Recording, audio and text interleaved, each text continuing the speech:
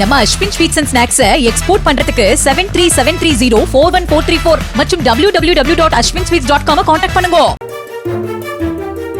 தீர்மானம் நிறைவேற்றியும் சொத்து வரி குறைக்கப்படாததை கண்டித்து ஈரோடு மாநகராட்சி கூட்டத்திலிருந்து அதிமுக கவுன்சிலர்கள் வெளிநடப்பு செய்தனர். சொத்து வரிக்கான அபராத தொகையை ரத்து செய்வது, கூட்டு குடிநீர் திட்டத்தை முழுமையாக செயல்படுத்த வேண்டும், அம்மா உணவகங்களை முறையாக பராமரிக்கவும் அதிமுக கவுன்சிலர்கள் வலியுறுத்தினர்.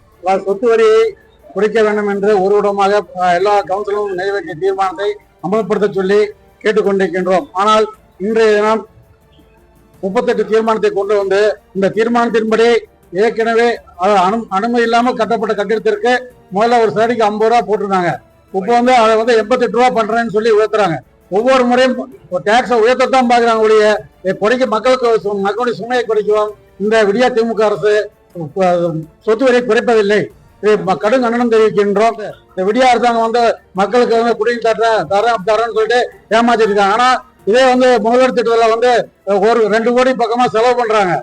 ஆனா குடிநீர் பைப்ல வந்து இது வரைக்கும் அங்கீகரிக்கப்பட்ட ஏரியாவுக்கு இது வரைக்கும் குடிநீர் ஊராட்சி கூட குடிநீர் கொடுக்கப்படவில்லை. இது மிகவும் கண்டனத்துக்குரியது.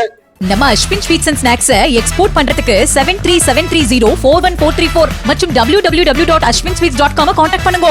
பிளே ஸ்டோர் மற்றும் ஆப் ஸ்டோரில் இருந்து பாலிமர் செயலியை QR கோடு மூலம் பதிவிறக்கம் செய்யுங்கள். செய்திகளை உடனுக்குடன் பெறுங்கள்.